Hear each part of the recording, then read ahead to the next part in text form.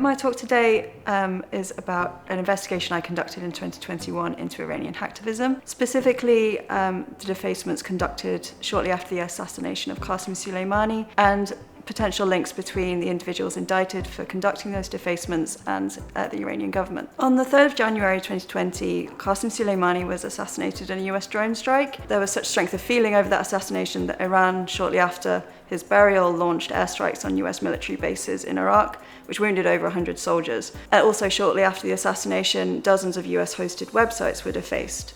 This meant that when you visited the website, rather than being shown the intended website content, you were presented with an image of Qasem Soleimani and anti-US rhetoric. In September of 2020, the US indicted 2 individuals for the defacements. One was accused of defacing the 51 websites, and the other was accused of providing that individual with access to 7 of the websites. During my investigation, I identified tentative and slightly distant links between the individuals indicted for the Qasem Soleimani defacements via a Lebanese threat actor called Volatile Cedar, an individual who I identified as a member of the Bax 26 of Iran group, is almost certainly behind the development of malware that was used by this Volatile Cedar APT group.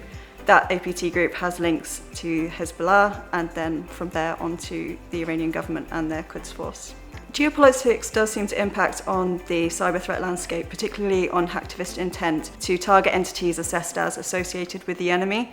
It may not be state-directed, but in some cases it appears to be state-sanctioned, and we're seeing it play out now in the Russia-Ukraine conflict as well, where pro-Russian hacktivist groups are conducting DDoS attacks on entities in nations that are assessed as pro-Ukrainian or who are enacting sanctions against Russia. This activity may not be directed by the Russian government, however, these groups are then appearing on Russian media talking about what they're doing. It's certainly state-sanctioned to some extent because these individuals are not being punished for their cyber activity.